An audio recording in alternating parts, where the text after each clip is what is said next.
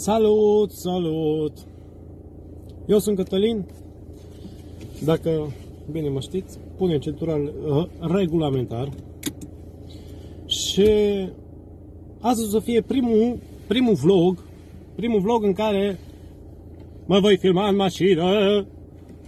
Reglăm scaunul. Mergem la dentist. Mă duc la dentist. Avem programare la 2:45, mi-am pus centura.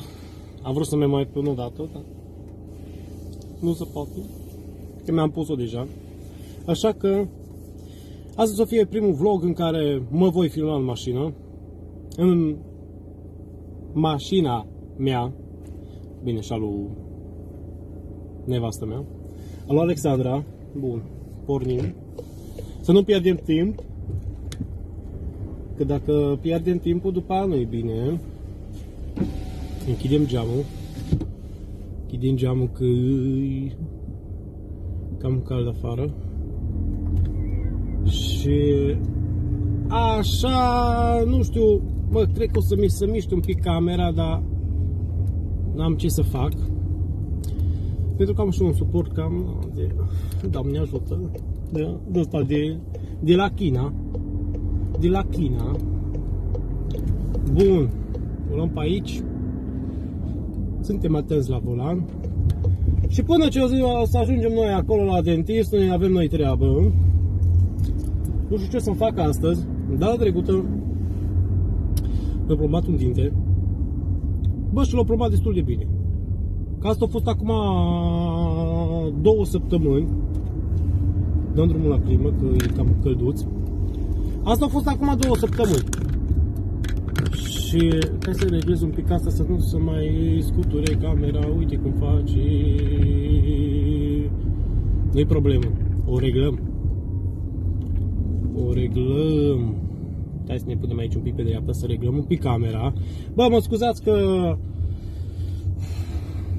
face camera asta așa ca toți, să nu spunem cine. Da. Mă, sper să o pun așa cumva, dar nici nu știu, camera e cam jos, dar n-are nimic. Mă, sper că acum să fie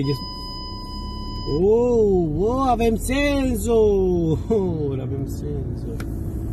Mă, tot să mișcă, mă. Tot să mișcă, n-am ce face.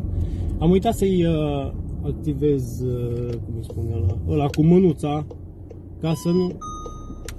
Eroare de pilot, da. Bun, ce am vrut să vă spun eu vouă?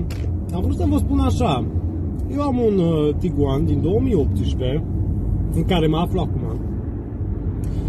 Dar problema e în felul următor. Mi s-a ars boxa. Mi s-a ars boxa și face ca toți ăia, înțelegeți voi.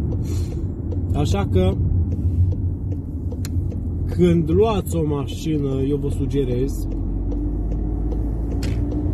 să nu vă uitați, bine, vă uitați și la motor, vă uitați cum arată, design, bla bla bla, chestii, ce vreți voi să vedeți, dar uitați-vă un pic și la sistemul audio. Să nu cumva să fie cu probleme, cum a fost la mine. Pentru că eu chiar după ce am luat-o, asta e a 3-a lună sau a 4-a lună, deja mi s-a ars boxa din partea dreaptă a mașinii, din ușă. Și n-ați vrea să știți cum face. Deci, face în așa fel încât mă face să închid muzica. Bine, pot să dau sunetul pe partea stângă sau numai în spate, dar nu-i claritatea aia, bă, când asculți o muzică cu toate boxele pornite. Altcumva se aude, nu? Urechile altcumva merg, înțelegi? Așa că am vrut să vă spun, când vă cumpărați o mașină, uitați-vă și la sistemul audio, ascultați-l un pic și uitați-vă și la, cum să vă spun eu vouă, de exemplu la Volkswagen iasă un program în care te poți uita ce a fost schimbat la mașină. Dar acolo inclusiv boxă și butoane și tot îți spune în aplicația respectivă. O să vă las link în descriere ca să vă uitați și voi dacă aveți Volkswagen. Și revenim de pe drum. Revenim cu un update de pe drum. Hai, salut! Am revenit cu update de pe drum. Am făcut cam un sfert din drum, cam 10 km până acum.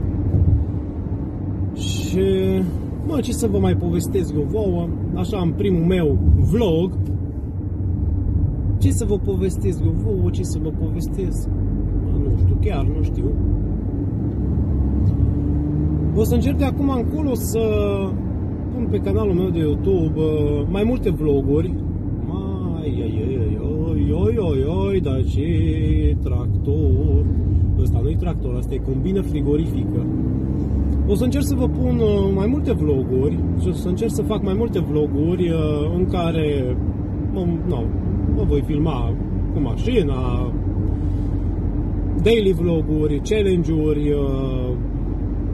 Lăsați-mi și voi acolo în comentarii, acolo jos în comentarii, cam ce vloguri ați vrea să vedeți, cam ce ați vrea voi să vedeți în afară de ce este pe domnul YouTube. Măi, tată, băi, dar câte... Și ce să zic? V-am spus, lăsați acolo în comentarii. Dacă n-ați făcut-o până acum, sper să o faceți de acum. Dați și, dacă bine voiți și vă lasă inima și sufletul, un like, un subscribe și de ce nu și activ clopoțelul activat. De ce? Ca atunci când eu încerc să fac ceva, un vlog, o postare, un joc, să vă notifice. Aveți grijă că domnul Cătălin să filmează cum se aruncă în cap. Sau domnul Cătălin să filmează cum își distruge calculatorul sau tastatura. Și atunci voi automat vedeți, pac, intrați. Pentru că am observat că din 596 de abonați pe care i-am în momentul de față, doar 60% sunt abonați, adică undeva la 400. Adică abonați cu clopoțelul activat, știi? Și restul nu m-a abonat. Bine, eu nu învinuițesc, eu nu dau vina pe nimeni, că e mai ușor cuvântul ăsta. Să te abonezi, să dai clopoțel, să dai... Nu, frate. Cine vrea să dă?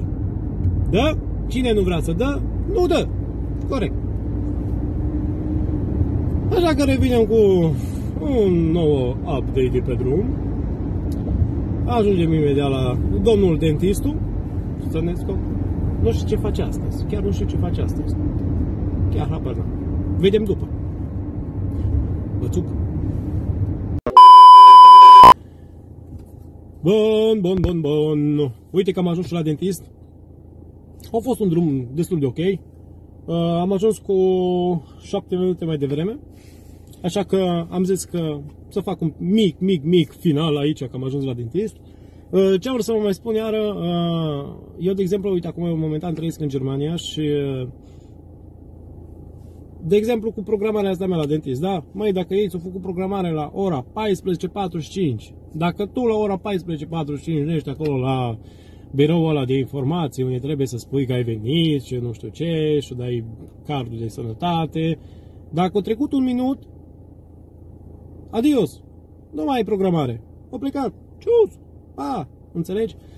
No. Și de asta am zis să ajung un pic mai repede, am ajuns, am zis 7-8 minute mai devreme și ce să spun, cam atât. Aștept să îmi dați acolo în descriere, la comentarii, ce ați vrea să mai vedeți pe canalul meu, ce vreți să vedeți și de ce nu să-mi dați voi challenge-uri. Dați-mi challenge-uri și eu încerc să le fac. Bun. Ce să spun? Cam atât. Dăm centura jos. Oprim motorul. Așa că ai mers mult ai mers. O să mai postez, bun, vlogul ăsta o să-l postez astăzi, 25 august, da, dacă bine, da, 25 august.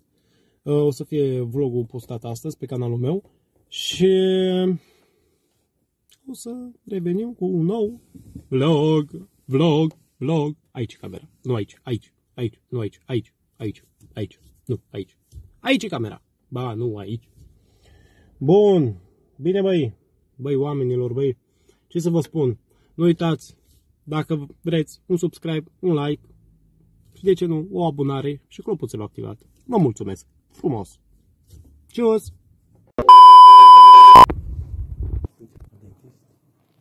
Așteptăm să vină doamna. Uite ce mi-a pus aici. O să nu vină să mă arată cu telefon.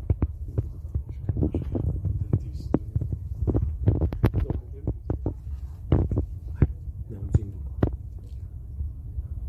Sau? Da. Domnul dentist. Hai, ne auzim. Pace. Hai cu salutări! Băi, am ieșit de la dentist și ce să vă spun, data trecută când am fost la dentistul, mi-au spus așa că acum am văzut că data trecută, da, aveți început de carie pe partea stângă, am și eu 2 măsele pe partea stângă sus și au zis că trebuie curățate și trebuie plombate, umplute cum ar veni, înțelegi? Și o să bine, băi, de drumul la treabă, mă. Băi, dar așa de tare mă chinui că trebuie să-mi deschide toată gura pe partea asta. Am crezut că îmi rupe maxilarul. Și așa că acum o dăm înapoi către casă. Dar cred că prima dată mă opresc să spăl mașina, dar nu știu să o spăl, să nu o spăl. Pentru că eu de câte ori mă duc și spăl mașina, de atâtea ori vine ploaia. Deci dacă acum mă duc să spăl mașina, eu vă garantez, pe garanția mea, că în următoarele 2-3 ore o să vină ploaia. Pentru că așa, de când spăl eu mașina și de când, stai să mă așez și mă vine, de când am mașină și de când încep să spăl, cam asta e. Asta e, tată. Dar ce să faci? Speli mașina, vine ploaia. Nu speli mașina, nu vine ploaia. Eu nu știu. Dar aș cam spăla-o, mă. Aș cam spăla-o că... Doamne, ferește, dar ce-i pe ea? Zici că acum au venit de la război. Deci mașina mea cred că full la război. Băi, dar nu vă pot povesti, mă, dar... Deci, aici unde umblu eu la dentist, băi, lucră super, deci super ok. Deci super ok. Mi-a făcut plomba asta. Asta așa. Asta e plombă. Deci nu e... Am mai avut, cred că un pic de dinte am mai avut. O reușit să-l salveze. Deci o reușit să-l salveze și... O ieșit dinte, frate. Deci eu nu știu chiar ce aparatură ingenioasă au. Eu cred că lucră cu extraterestri. Lucră cu extraterestri. Opa. Bun. Ce să vă spun? Hai că revin cu update de pe drum sau nu mai revenim cu niciun update. Cam asta cred că o să fie vlog, o să fie primul meu vlog în care v-am povestit și v-am spus că m-am dus la dentist. În prima parte a videoclipului am dat drumul la vlog și v-am spus că am probleme cu boxa. Și într-adevăr chiar am probleme cu boxa, dar numai cu boxa din partea dreaptă. Nu știu chiar. Am făcut programare pe data de Nu mai știu exact, trebuie să mă uit. Dar știu că am programare la service la Volkswagen să vedem ce se poate face. Pentru că mă gândesc eu așa. Dacă schimb boxa din dreapta, poate după aia să arde aia pe stânga. După ce o schimb aia de pe stânga, poate cine știe să ardă alea din spate. Și așa că mă gândesc să le spun, bă, schimbați-mi tot sistemul. Deci să-mi schimbe tot sistemul de boxe. Să-mi pună unul nou. Dar mă gândesc că o să scadă și ei de preț ceva, pentru că eu încă am garanție la mașină. Aia e problema. Problema e în felul următor, că atunci când am fost să fac programarea, ei mi-au spus că garanția nu acoperă sistemul audio. Și am spus, bine, dar sistemul audio face parte din mașină. Deci, oricum, am garanție pe mașină, înseamnă că am pe toată mașina. Pentru că când am luat mașina, ei mi-au dat garanție full. Deci pe tot ce ține de mașină. Acum aici o zic. Sistemul audio nu intră în funcția de garanție. Dar am zis, bine, mă, lăsați că mă uit pe contract, pe ce am semnat. Pentru că eu nu semnam dacă nu aveam garanție totală, adică full. Că nu eram atât de bătut în cap, înțelegi? Și într-adevăr m-am uitat pe ăsta, cum îi spune, pe hârtie. Și așa, eu am garanție full. Garanție full. Adică tot ce ține de mașină. Și muștile de pe mașină care sunt morte acolo la plăcuțele de înmatriculare și alea pe garanție, pentru că îs pe mașină. Înțelegeți? No, bun. Și cam ăsta a fost primul meu vlog în care v-am povestit ce v-am povestit. Vă mai spun încă o dată, lăsați acolo jos la comentarii ce vreți să vedeți pe canalul meu de YouTube, ce vloguri vreți să apară, daily vloguri, challenge-uri, etc. Lăsați și voi acolo în comentarii și nu uitați, dați și voi clopoțel activat, dați subscribe și un like. Eu l-am luat de la cap la coadă, nu de la pardon. Eu n-am început de la început să termin la sfârșit. Eu am luat de la sfârșit și am mers către început, știi? Bun. Ce să vă spun? Vă țuc, aveți grijă de voi și vedeți ce faceți. Hai, ceau. V-am țucat.